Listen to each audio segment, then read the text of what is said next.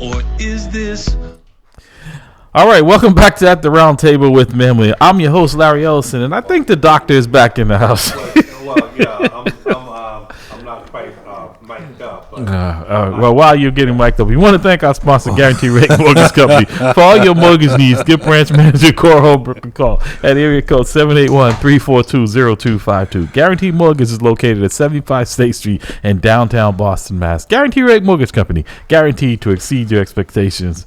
Okay, but so as we kick off this next hour and our final hour of broadcast, I just wanted to say the reason why I backed out of that is because I see two sides here. I see an individual who worked extremely hard to change that name. All right. And then I see another individual like yourself and Jamal who's saying, okay, it's okay to change the name, but you haven't changed the attitude. Right.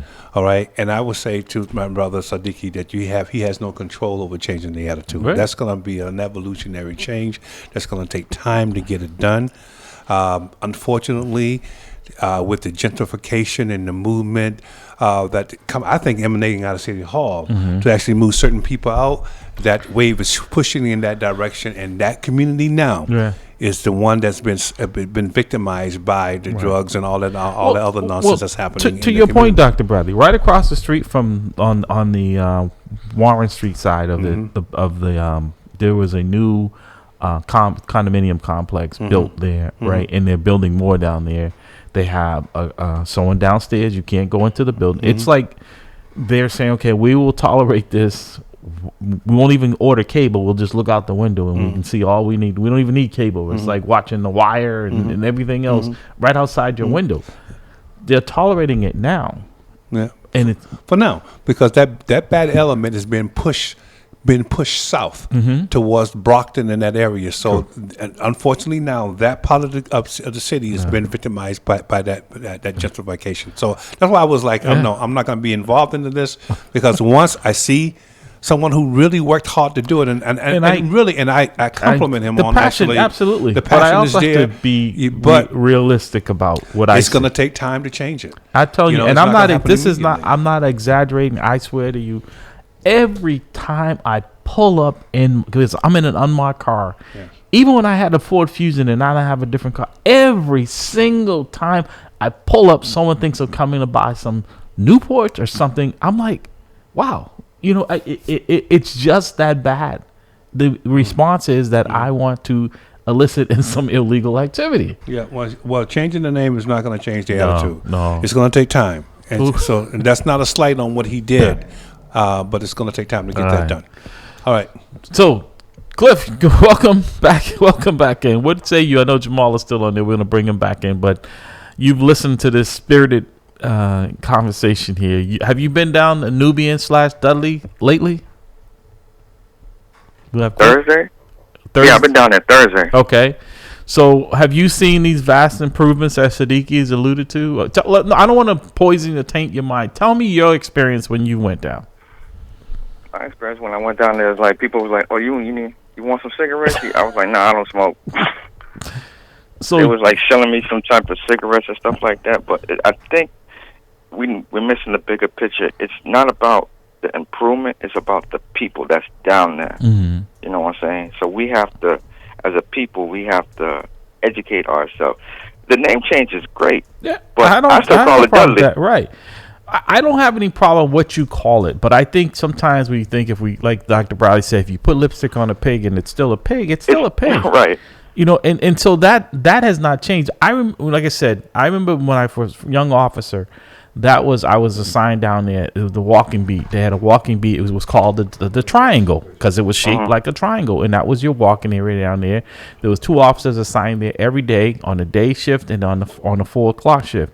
And they knew the community, and it made a difference. But I was telling Dr. Bradley off the air is that, you could be arrested for just being present where heroin is kept. So this would not have been tolerated because it was against the law. Now, that officer in that car with the lights on is not engaging. He's there for presence for the most part. He's not out there. There's too many of them out there, and that one officer is there just to hopefully to make the people that are passing through feel better. The transit police have their office. They have an office right there in Nubian Square. Right. They look right out the window and see this stuff. This is not like somebody's hiding it. It's in plain view. So I don't know. Jamal, before we go back to this other caller, Cliff said he's seeing the same thing that you and I have seen. I mean, maybe I didn't get the schedule from Siddiqui as to when is a good time to go down there, because I'd love to go down there and not be accosted. Okay, so once again, my brother is Lenny from the bookstore. Y'all should get him and his wife on the show. Let him know, yeah. Give him because he's down there, damn near from 7 in the morning, till probably 7 at night every day. Okay, and as you know, my brother, when we go do the food, right? And I tell you, hey, we put a box aside for what? For the sandwiches and stuff like that, right? That people can eat and go, right? Yeah. Well, where's one of the places I go? Down Dudley. Right. Okay. Right. So, and this is the thing with brother like Siddiqui, and I want to get this real clear because I heard what he mentioned as he was going out on the break the last time. And this is not just for him, it's for a bunch of people. People think that Jamal doesn't like me, therefore he disagrees with what I say. Wow. People should really know me better than that. That is such a petty thing, right? Yeah. No, look, I don't, like I said, this is one where I even for me, like I said, he alluded to the police officer there. I know why that officer is there, right? It's the same one, like Mass and Cass. It's not deterring anything down there. There are numerous officers. It goes on right outside the cruiser. Exactly. So my only point to this was this. With Siddiqui, we have disagreed over the years on principles. So if he has made moves over the years that I disagree with and I think were unprincipled in nature, that's why I don't like him, to use such, simple terms. Yeah. That's why, I hold I lost respect for him. You know what I mean? That's why that happened, because of the things that he's done, the things that he said, the decisions he's made, things that were wrong, and he stood by it. It has nothing to do with personally, I don't like him, and therefore anything that he does or says or produces is crap. I don't rock like that. That's super petty and immature. So in any event, what I would say is, like I was saying before, Carlos and I were working on this issue from back with the Blue Hill Ave corridor, back when Packy's was still open. You understand? So what I'm saying is, and I still, every Sunday, brother, I go down there, I feed people. I'm not down there 2 and 3 times a day like he says he is.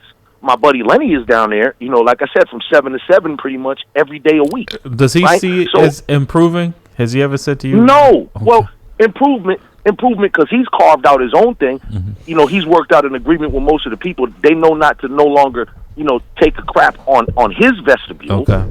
You know what I mean? But the outside surrounding area, and to his point of a clinic, there's a clinic right next to that. I don't know if you know that. There's the bookstore. Then right next door is the clinic, and then where they used to have the Chinese restaurant is now a clinic that does mental health services and all that. How's that working out? Yeah. So all I'm saying is, some brother had an idea with the rent-a center that was closed. We need to turn that into a rehab. Great. That would be a great place for a rehab. Here's the thing, though. What do you just capture people with a net and force them to go in? Well, a lot of them going in. The people out there, they don't want rehab, right? And then you know how many times officers have been assaulted by people with they Narcan them because they messed up their high. because they messed up their high. Yeah. Oh yeah. My God. Oh yeah. Well, I've been out for 10 years. I'm telling you, they get violent with you for. Jamal, let's stand by. Let me bring this other caller in. He's been waiting patiently. Good morning, caller. Welcome to the round table. Good morning. Good morning. This is Pastor Dan Walker coming to you live from Nubian Square. Okay, how is it going? How is it down there? Well, it's somewhat quiet down here. I see a few people who are plying their trade, and they're getting ready for whatever this event is. I'm actually down on where the buses exit side. Okay. By the Citizens Bank is the side I'm on right now. And I'm just kind of walking around looking, and it just, to me, I don't see no change. I don't see no pride. I don't see no Nubians standing proudly. I don't see any of that stuff. I see what I see every time I come down here, and sometimes I'm down here because of who I am and what I do. I'm down here 2 or 3 times a day also. What? Oh, okay, go. Please go. You know what, Larry? Yeah. pardon me, Larry and Dr. Bradley, I think I cracked the case. Siddiqui's down there 2 or 3 times a day, right? Every day, right? He's the one bringing the cigarettes. No, Siddiqui and I. Yeah. So, Dan, Dr. Bradley said, can you bring him back a pack of Newports? Bring him back a pack of Newports.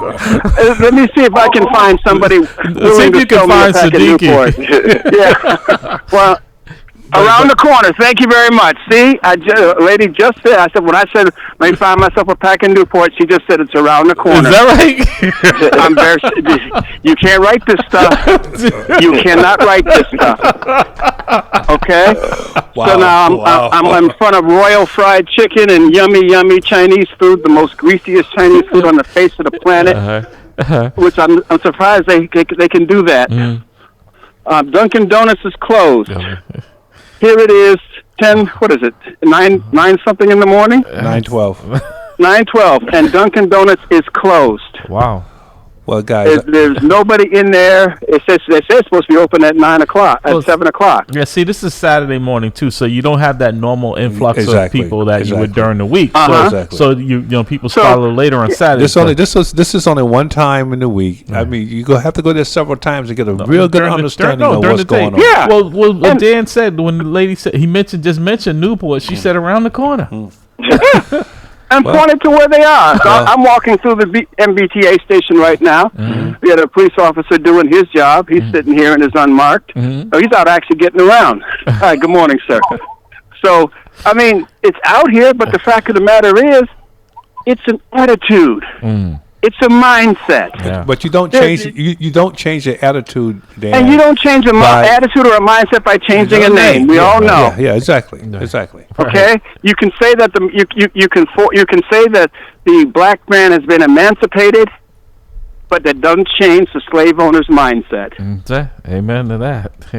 Okay, and how many times? Okay, here we go now. Let's see. I'm walking over to the other side where the sub shop is, where I go to get my morning sandwich every now and again. Oh, the greasy slip. So much so that yeah, exactly. Uji's? Is it Uji's still? Oh God, no. Oh God, no. Ain't that black? From Mario's? Mario's? No, yeah, for years now. He knows when I walk in, he knows what to make for me. That's how long I've been going there. You said Mario's or the Silver Slipper? He said Mario's, brother. So this man is definitely covered by the blood of Jesus.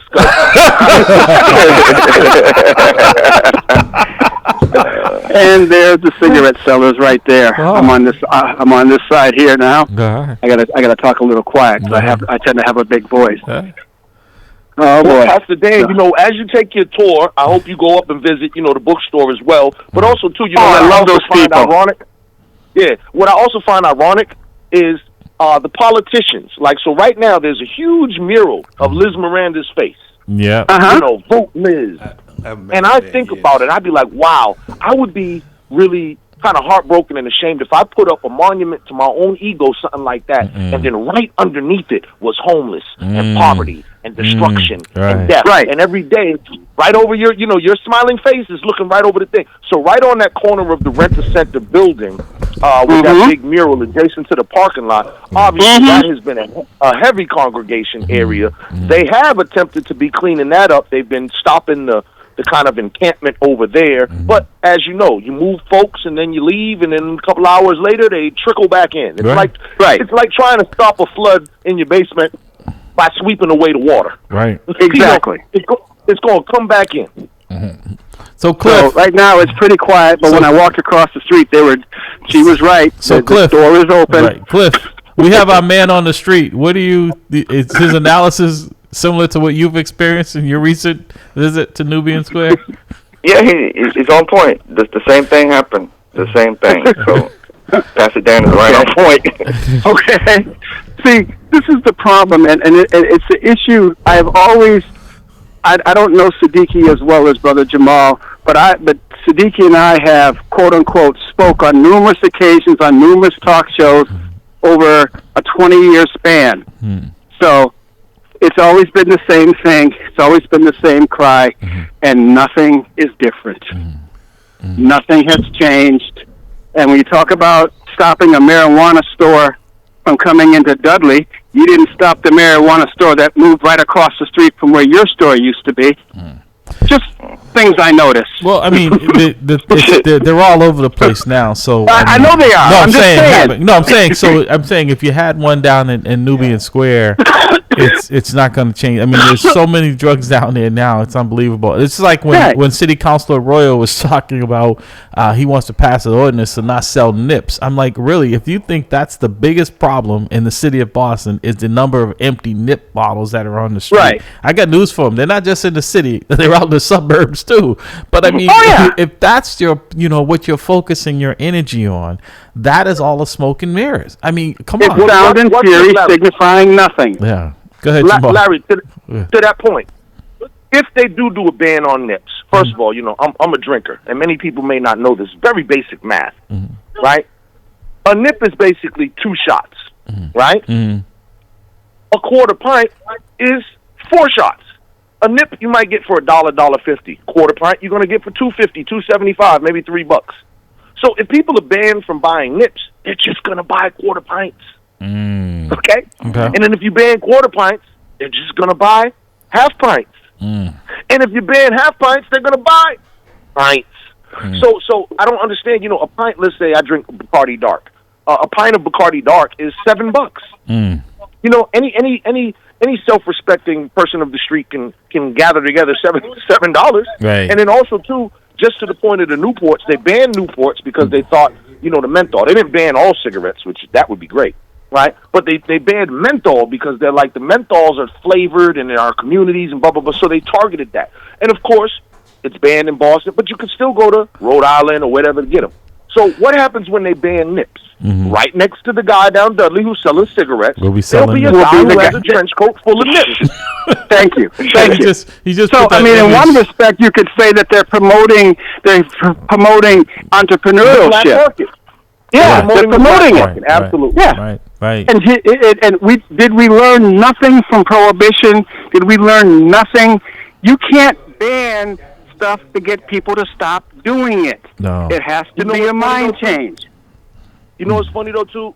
Pastor Dan, Larry, Cliff, I also realizing this, y'all must look like customers. Because when you're down Dudley, people are trying to sell you cigarettes. When I'm down there, they keep asking me to buy them. I look like a cigarette dealer. That is true. That is absolutely true. Last time I was down there to visit my buddy Lenny, we were out in front of the bookstore talking. I could have made $60-$70. Right, but see, Jamal, here's the thing. Here's the thing that with the car that I used to have. Right, you remember the gray Ford Fusion I had? Yeah. Now most people know what police cars look like. I mean, so I figured that the one I have now doesn't look as much, but there's enough of them out there now where people start to say, that's their new inventory, right? So they know what we're in. That Fusion with the antenna on the back, I mean, there were very few people, unless you're in a limo, that have an antenna on the hood of their car, the trunk of their car. It's very obvious that most detectives drive Ford Fusions, right? We used to be the big Crown Victoria. So you would think that somebody would say, well, let me before if they were an autopilot. And I'm saying I haven't gone down there one time that I have not been accosted to buy cigarettes. And I don't smoke. Yeah. All right, brothers. All right. Now, in all fairness, I'm gonna make full disclosure. I just got a phone call from our brother Siddiqui, and he made a very good point. And the point is that it's Saturday morning. So Dan Walker's down there. It's Saturday morning. Right. So that's what I told him. It's going to be quiet. Yeah, we got to factor that in. He also made it clear that, and I have a confidence in this as well, that Captain Hussein will do the best he can. No, and we'll clean this up. Let me go ahead. I'll let you finish, and then I'm going to respond to that. So, and I said to him, this is going to take time to change this place, to change the attitudes. You don't change the attitude by changing, and I think by changing names. I think Siddiqui recognized that. His response was, we're not where we want to be, but we're better than where we were. So that's the conversation. I would disagree with that. I don't think we're better than where we want to be. I don't see just changing a name. I don't see a mindset. I don't see what he's talking about. That's not the point. That's not the point he made. Hold on. That's not the point he made, Dan. What he's saying is that we are not where we we are better than where we were. You know, we're not where we want to be. Meaning that he recognized that the mindset hasn't changed, and he recognized that a name change doesn't automatically change the mindset, but it's a process, and we're engaged in. I don't disagree with that. So let me just go to the captain piece for a second, right? Dennis Cognivan, who was the captain down there, who Captain Hussein just recently replaced, probably in the last month or so. So that captain, first, because he was a white captain, the community was rebuffing him. They didn't want him down there. He proved himself in that community. And this is nothing against Captain Hussein, because I love Captain Hussein. And I told him I would even come down there and work with him. That's how much I love Captain Hussein. That in this stage of my career, that I would be willing to come and work in his station, because he just left from my district, my area, working with him. Captain Cogman was out there walking every single day. He would walk from Nubian Square to Grove Hall, Dudley. To the community loved. As a matter of fact, they were upset when they pulled him out of there recently, and no one knew why. So I'm saying he was out there not just talking the talk, but literally walking the walk. Okay. And he would encounter all of these things. You know, he'd move these folks along. I say this because as much as he was trying to do with the officers and doing, it wasn't making a change. It's not because of lack of trying. It was, he said, it's a mindset. It just was not changing what was happening down there. And like I said, you have the transit police. Chief Sullivan, who's the second in command of the MBTA. I know him well. Chief Green. They're down there constantly. But Larry, you have a mindset that has been put in place over generations. Right. So one spoof of a name and pulling off a slave master's name and putting up a Nubian name is not going to change it, because you need generations to uproot that mindset. Absolutely. So I guess what I'm trying to find is what is the changes that Siddiqui is seeing that the rest of us, Cliff isn't seeing it. That's a different question. Jamal isn't seeing it. Dan isn't seeing it. And I'm going to take you for a ride down there, and you tell me. I haven't been there. I'm only reacting to what I'm hearing. No, and that's fair. But my point here, what I'm saying is that you have to factor in the fact, number one, it is still Saturday morning. Yes, it's all right. It's always less traffic. What you see Saturday morning can be entirely different what you see Saturday evening. Absolutely. Or what you see during the week. Or during the week. There are more people. You have to go down there multiple times during the week to get a feel for exactly what's going on. Dr. Bradley, I'm down there, and I'll let you come back in there. I'm down there at that BPS building on a regular basis because I go down there for work. And I hate going down there. And hate is a strong word, because I'm like, I feel powerless. I pull up. I'm a police officer. I don't want a lot of people for serious, but I'm like, I would just like to pull up and not be accosted. Okay. All right. Yeah. Okay. And the thing is, every manner of trade is going on down here. The drugs are obvious, but trust me, every manner of trade is going on down here, because I'm down here. They for some reason, they look at me and decide, well, he's not drinking, he's not smoking, let's offer him something else.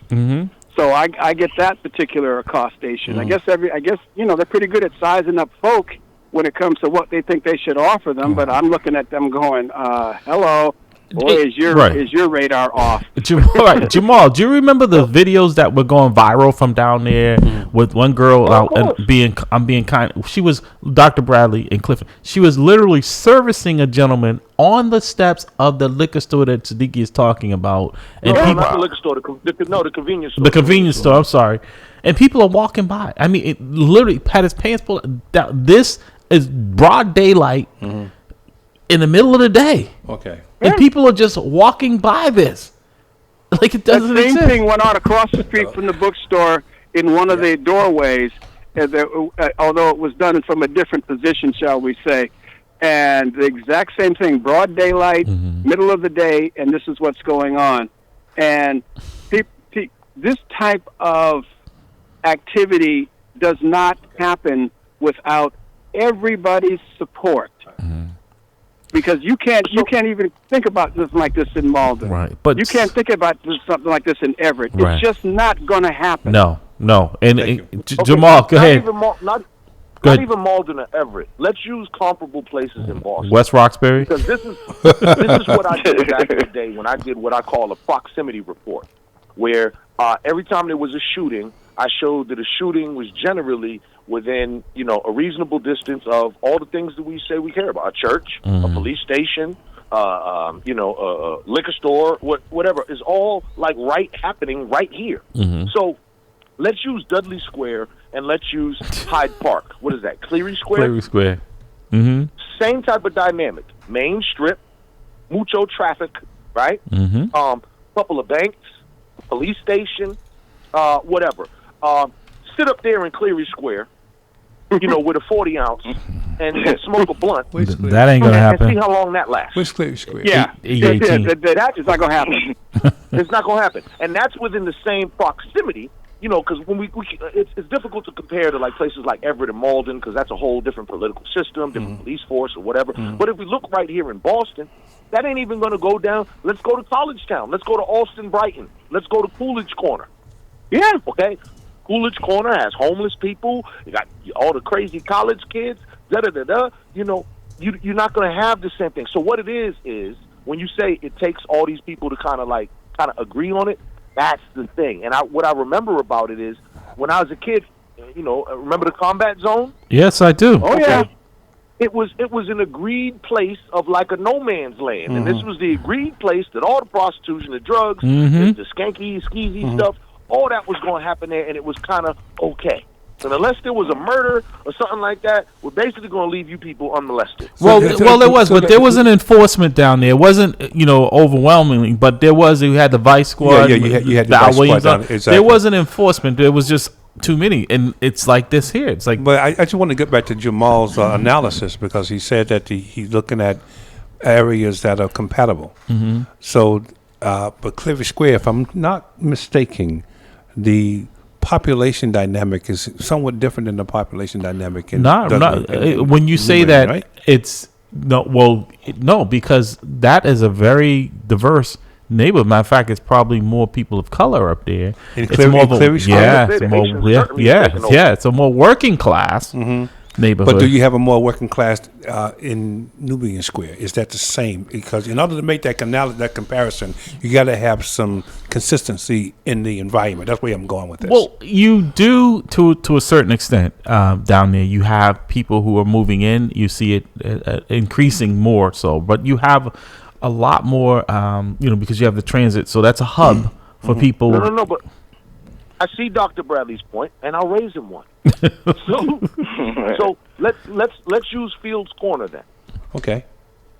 Fields Corner, very similar demographic, right? But for whatever reason, there are just zones where there's a certain level of shenanigans that's going to take place in any urban environment. We understand this, right?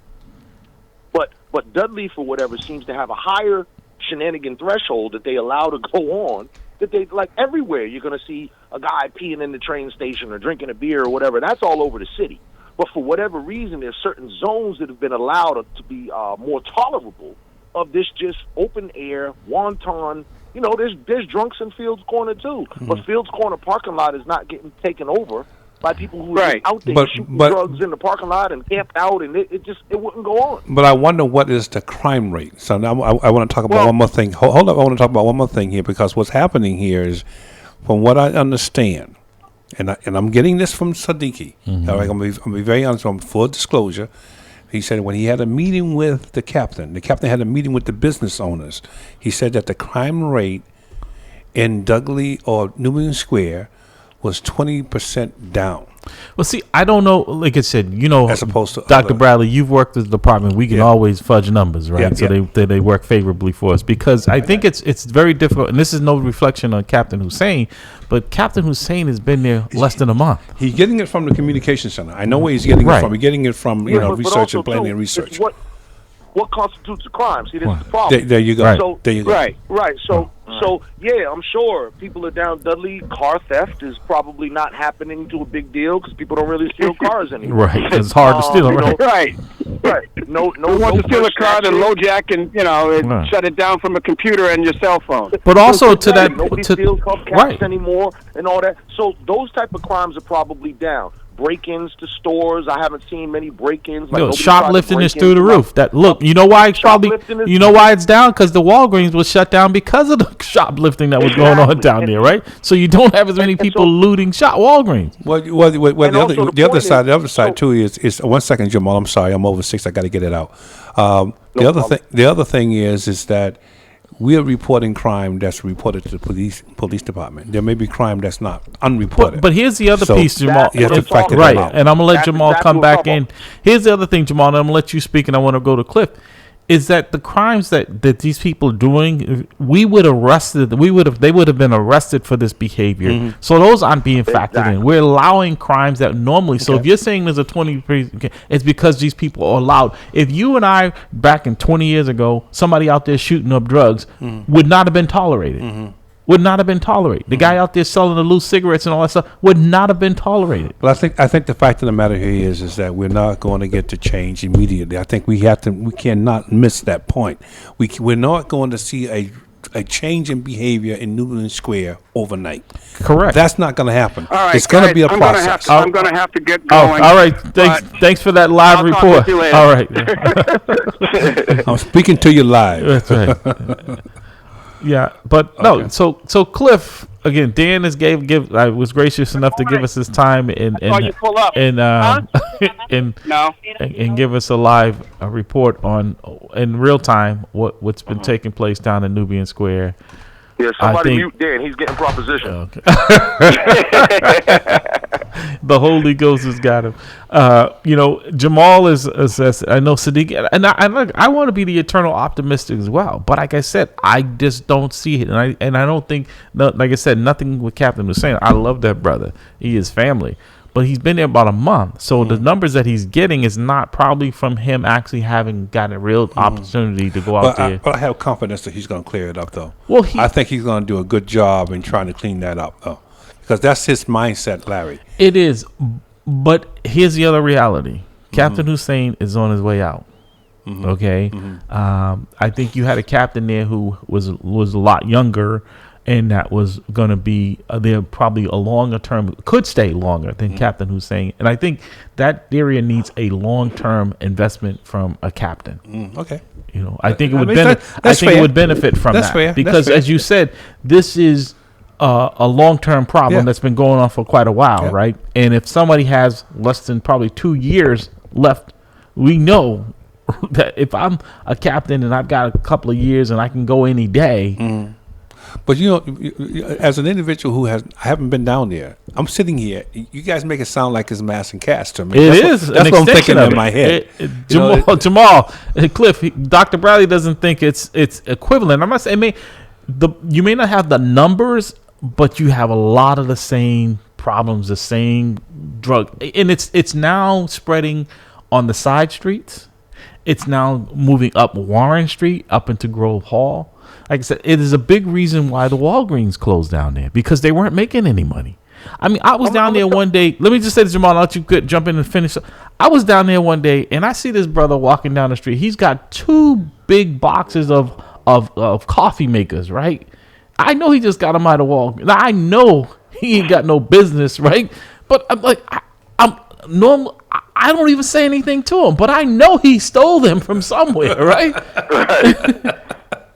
He's trying to find somebody to buy them.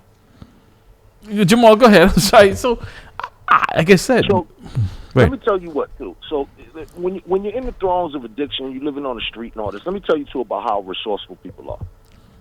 Mass and Cass is too crowded. It's too much. Too many people. Yeah. Right. So, the smart ones are the ones that go to Dudley. Why? Less competition. Well, less competition, number one.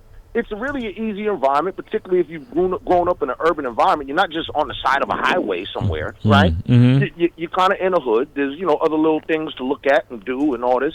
And guess what? One of the biggest attractions is, how many liquor stores are now Mass and Cass? I think one on right near the park. Yeah. No, not Blanchard's, but the big liquor store. And then now they got the big new super liquor store inside of South Bay. But down Dudley, you have 2 regular liquor stores that you could just walk in, It's not like a big production. Most people who are going to Liquorland, not Blanchard's, that's what I call it, Liquorland, down across from 1010, are going in there to buy something for the cookout. It's like more like a bulk place. You're buying wine, a big bottle, a couple of cases, whatever. It's not like your local liquor store where you're just like, people are congregating outside and stuff like that. Dudley has 2 of those, right? And then this area, once again, and its comfortability on that, because if you look down Dudley too, notice that you don't see many white people down Dudley. No. Right. So this is kind of like the black Mass and Cass, if you will. You see more people of color who are comfortable down Dudley. Mass and Cass is kind of like, a melting pot, if you will. Yeah, Pastor Hobbs is even agreeing with you. He's over here nodding like, yeah.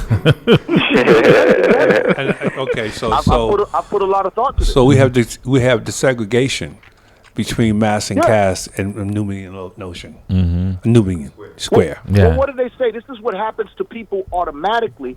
If y'all ever know that book, like Why Do All the Black Kids Sit Together at the Cafeteria? Or when Malcolm X said the most segregated hour in America is noon on Sundays. Because black people in there, we could worship the same God. We go to different churches. All right. True. Exactly. Right? So it's the same thing with drugs. Who would you rather get high with? Your brothers?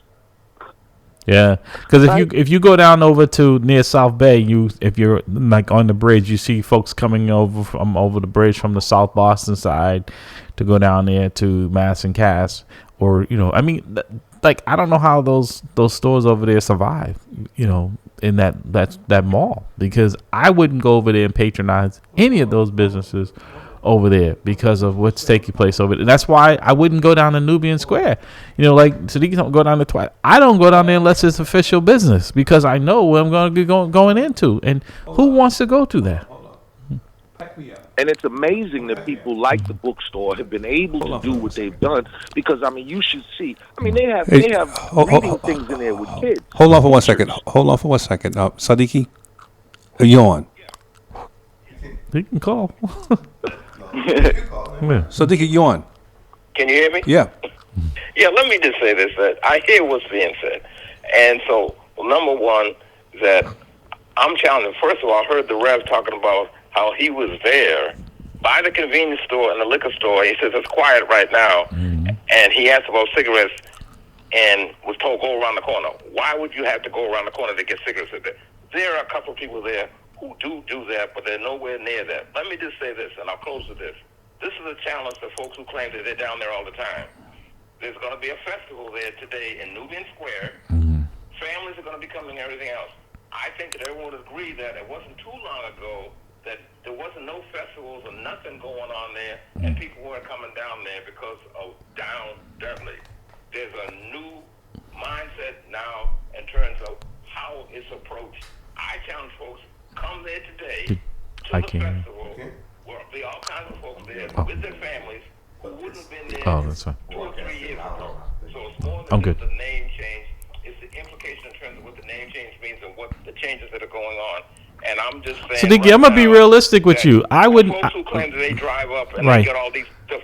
Most of the folks who were doing that cigarette thing, they ain't there. You might have 1 or 2 individuals who are under observers. Plus the fact you got brothers from the Nation of Islam who are there during the week, interacting with these folks, because most of them folks ain't addicts. They're just hustlers. But the bottom line is that for no one to acknowledge or recognize the fact that there are some positive changes coming there, that's going to hinder our growth as a community. No, it's not. I think if we're so but if you're saying that, Siddiqui, no, because if you're saying to me we should bring my family down there, ain't no way I'm bringing my family down there. There's no way I'm bringing my family down there. And that's not being uppity. It's just I'm dealing with the reality that just because this festival is going on down there, I guarantee you when the sun comes up, these folks have done, there might be a little bit more police presence and it might be because there's a lot going on today. And with the shooting last night, they may not have as many people as they probably thought they were going to have available to be there. But I would not take my family down there, just like I wouldn't take my family down to Mass and Cass.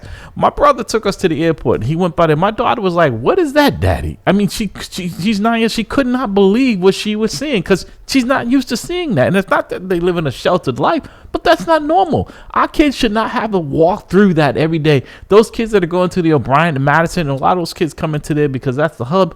People come there to go to work. And Jamal's right. It smells like a toilet down there. I think you, okay. I think you just resolved the issue with O'Brien. Why they're removing it? Exactly. They don't want people to see it. They want people to see that. So where are we, man? I mean, we have to deal with the reality of the situation. I'm not saying that that Siddiqui shouldn't have this hope and optimistic attitude. Mm-hmm. I'm just going to have a more realistic one because I don't see it. I'm dealing with the reality. Like I said. This is not some guy just telling. This is not one or two people. You can go pull in that parking lot down there across from Daily Table, and you will be accosted by the people trying to trip over each other to sell you cigarettes. It is not one or two people. It is out of control down there. Yeah. That little area down there was bad back in the day. Mm-hmm. The things that people allowed to get away with, they would not have been allowed to get away with back then. Gentlemen, good. And let me interject this. And I don't know, Dr. Bradley, Siddiqui was on your phone, right? He didn't call back in. No, he was on my phone. I think the line was tied up. So I encourage him. I wish he would call back in. I know we only got 15 minutes left now. But see, some of that. This is what I'm talking about, and I understand. That's why I said what I said. I understand when somebody's attached to a thing and they did a thing and they feel a sense of pride and accomplishment, then you want to do it. Yeah. Look. I've been raising the red, black, and green flag for, I don't know, since like 2004 or something. Mm-hmm. I would love to be able to say that this is, had these other effects. But it's like science with data. You would have to be able to quantify that stuff, right? Yeah. So the fact of the matter, let's use the Nation of Islam as an example since he just brought it up. Nation of Islam is down there on patrol. God bless. I love the Nation of Islam. Minister Randy now, Minister Don before him, Minister Farrakhan, the whole sheboinkin, all right? The fact of the matter is that hasn't made a significant impact either. It has not. And let's point this out. With their mission, they have the group, the 10,000 Fearless. They march through the community and all this, right? Where's the mosque headquarters? Grove Hall, right? Yeah. Okay, now watch this. What's the worst spot in Grove Hall? The parking lot right behind Flames. Yeah. Right. Which is the headquarters of Sister Virginia, CDC, Grove Hall, NBC, right? Right. And so it's not gonna be, they haven't even been able to take control of the area that is like adjacent to their thing. Mm-hmm. It's a tricky thing because we want to say, hey, just clean up the area, right? And unless folks go in there with the head busters, on the police thing and just lock them all up. But see, it's that's very difficult, right? But see, and that's the challenge, right? But see, Jamal Cliff, that's what I'm saying. Like, I remember when Billy Celeste was the commander down the Area B. Those problems that would happen, he would tell us, "Hey, this is the directive. We're not tolerating that. We're going out there, and there's a zero tolerance for this behavior." And that message was loud and clear. So all you had to do was pull up. See the difference back then, right? If I pulled up and turned on the lights back then, folks would flee. Now you pull up and they just look like it's Christmas, like a tree lighting ceremony. No one moves. Well, that's talking about respect for policing and the lack thereof. But again, I want to get back to, I kind of wanted to talk about the Donald Trump indictment situation. Mm-hmm. Yeah. And we got caught into this. But I think this is important because this is local. Yeah. It's important to hammer it out. And Siddiqui and I have been knowing each other for years. He doesn't want to call in because he doesn't want to become confrontational. It's not confrontational. But his piece his hit is that people are doing things down there that they did not do before. Families are coming down. Families will be at the event today. But how many families will be there during the week? How many families will be? No. I get it. Look, Dr. Bradley, you are one of the most intelligent people I know. I appreciate that. No, really. And you've been a commander in the police department. Mm-hmm. When there's a special event, there is more police presence. There's things that won't be tolerated. Right. It's like somebody breaking in for a news, something serious happening, and then they said we now return to our regularly scheduled programming. Mm-hmm.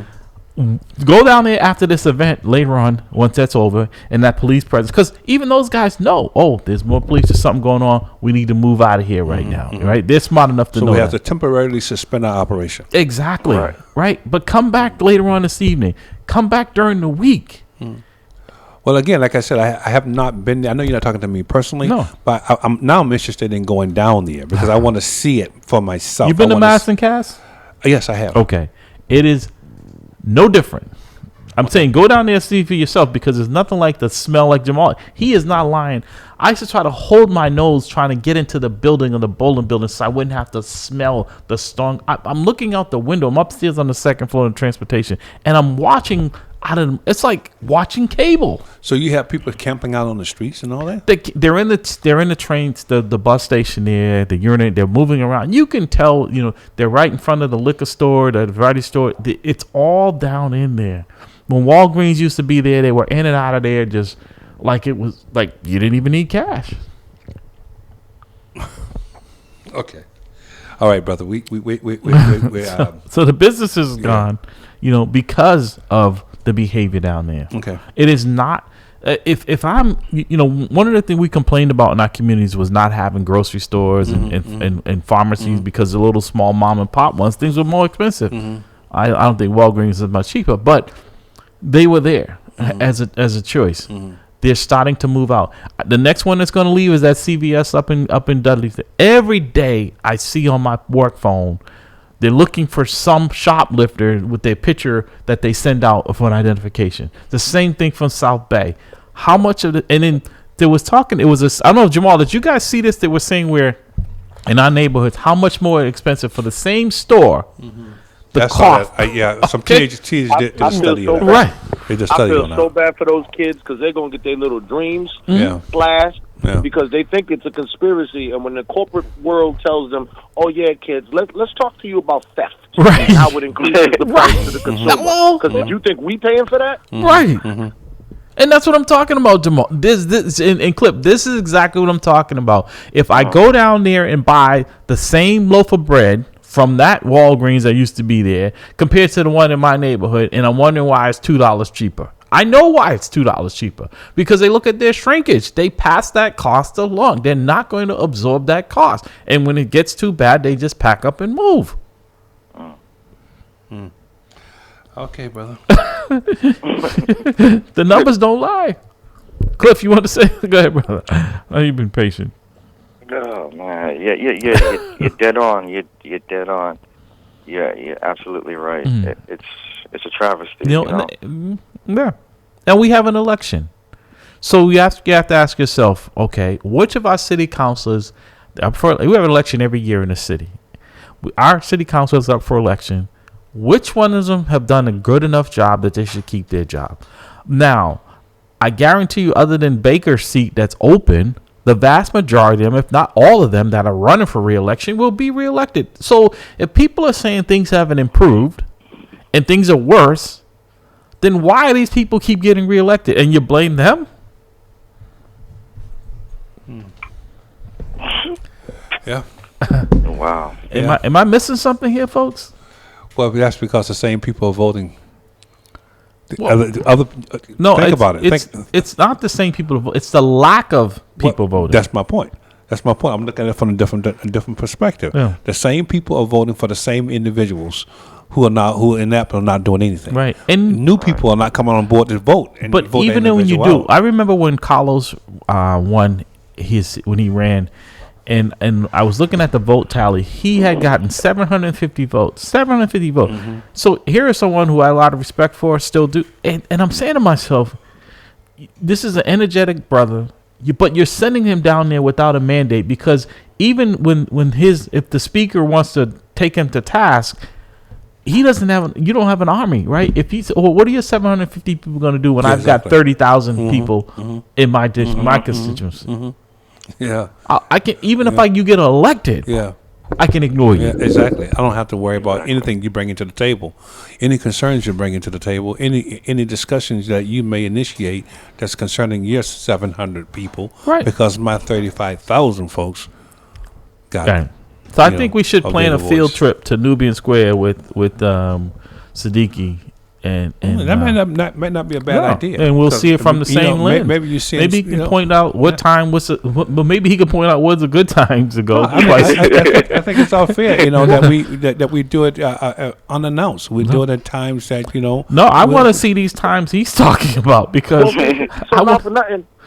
I don't need to do all that. Once again, I just said, Larry, I'll be there again tomorrow after we do the food thing. Yeah. You see what I'm saying? And then, too, to his point about, it's this time of day or whatever, that actually proves the point. Right. It's Saturday morning, pretty dead. Most of the businesses down Dudley ain't even open yet. Exactly. Right? And yet, Dan could be down there on the phone, say, Newport's, and somebody's like, around the corner. Well, why would you have to go around the corner for? Because that's where they at. Right. So, I mean, it ain't like it's not there. Right. And then, too, to the point of the thing going on today, because, Siddiqui, he didn't, detail it all. What is happening today is it's called Buy Back the Block, right? This is the black market people, Kim Janey's sister and them, Chris and Kai Grant, next to the black market. They're doing a thing in honor of Keith Guru Elam, which was a great rapper and from a great family here in Boston. God bless his mother and his father, rest in peace, and him, rest in peace. So Keith Elam, they're doing a celebration for him today. It's a block party. All right, great. To your point, of course it's going to be a fun, family-filled day. There'll probably be face painting for the kids and balloons, and there might even be cotton candy. It'll be great. Right. Yeah. This is what I started off with. They're only recently coming back. No, I started off with saying when the parking lot for Dudley was a problem, this is at least probably 8 years ago, they closed out the parking lot down Dudley, across from the bookstore, and they did dancing down Dudley. We can't erase history. So, no, this has already happened. There's a long history of doing events down there. And then right after they packed up their stuff and left, the parking lot was filled again. That's what I'm talking about. It's just like, look, I give you a perfect example of that, Jamal. Every day, multiple times a day, they go down to Mass and Cass and they go with the sweepers and they clean up, right? If you come back 2 hours later, it looks like they never touched it, right? And they're out there every day. They go to the parks and places around there. They clean up the needles, right? Go back down there an hour later, and it's as if it didn't take place. I'm not saying that they're not trying to improve it down there, but it is not getting any better. It is not. And maybe he goes down there. Maybe Siddiqui's down there that hour after they've cleaned, and so it looks good for about an hour. But I'm telling you, they do this every single day. Go down to Mass and Cass. They got the trucks out there. They got the street cleaners out there. Looks fine. Go down there an hour later. Go down there an hour. This time in the morning. Go down there this time in the morning in most of these places where this is going on. These folks, they don't get up early. They don't have to go to work. The population in the crowd you see most mornings during the week are kids going to school, people going to work, in transition. A lot of those people don't work on the weekends. So naturally, it's quieter down there on a Saturday morning and a Sunday morning. Go down there Monday morning. But you can still get you some cigarettes, though. Yes, and anything else you want. Right? They may not all be out there because even those folks know that on the weekends it's like the T. You run it on the Saturday schedule, Sunday schedule. What's that overriding store in the hood? They used to have a sign: "We sometimes doze, but we never close." There you go. That was a store. Yeah, that was a store up there on Washington Street. We sometimes doze, but we never close. And I always said we should steal that slogan for law enforcement. Yeah. I don't know, gentlemen. It's been an interesting morning. We've got about 2 minutes. I'm going to give you each a minute. Cliff, go ahead. Start with you, brother. Wow. All right. So next week I'm coming to y'all's show. All right. Come on. Because I'm planning a big event next month. All right. So I want to talk about it on your show next week. All right. We'll be here. Well, by the grace of God. You give us a preview of what the event is? I'm going to give y'all I'd rather show y'all than tell y'all. Okay. All right. You're from the Missouri, the show me state. Brother Jamal? Well, I hope Cliff's event is along the lines of what he talked about before, which is the Black and Latino relationships, which is why, I really want to connect with you, mi hermano. Well, you should come in next Saturday. I mean?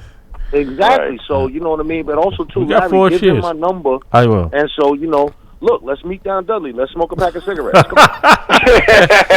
and throw a few nips around, right? On the ground. All right.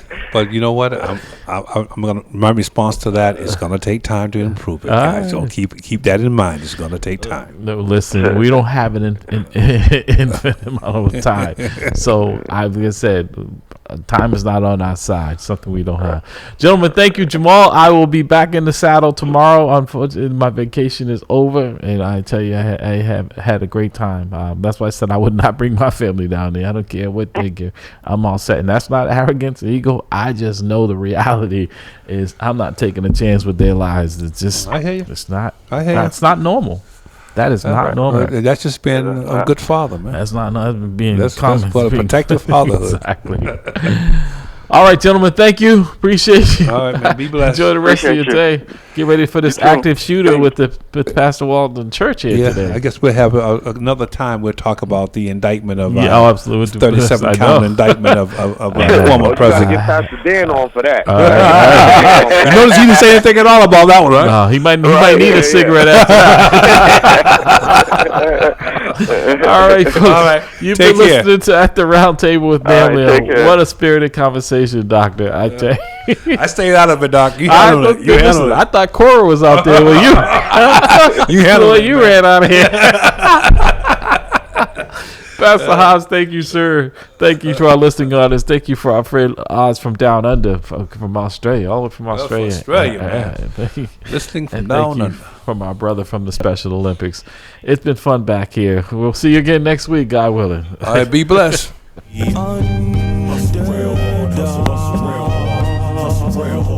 I wrote 300 songs in 1 year, Boogie will tell you I'm on it. I got unreleased songs for days, they don't want it. Eat any MC in the game, it ain't a challenge. If your music reflects who you are, then you's a coward. I can see through the lies you ain't living what you spitting. If your money's so long, why your dog's in prison? Why your baby mom's stripping, why your mom's still living in that same broken home that you used to sell piffin'. You ain't gotta lie to me to sell me a track. You ain't gotta rock fake jewels or walk around strap. I respect artists getting money, but love them for spitting crack. And the fact that one track can move a family out the trap. It's a dream for us lost souls brought up in the mix.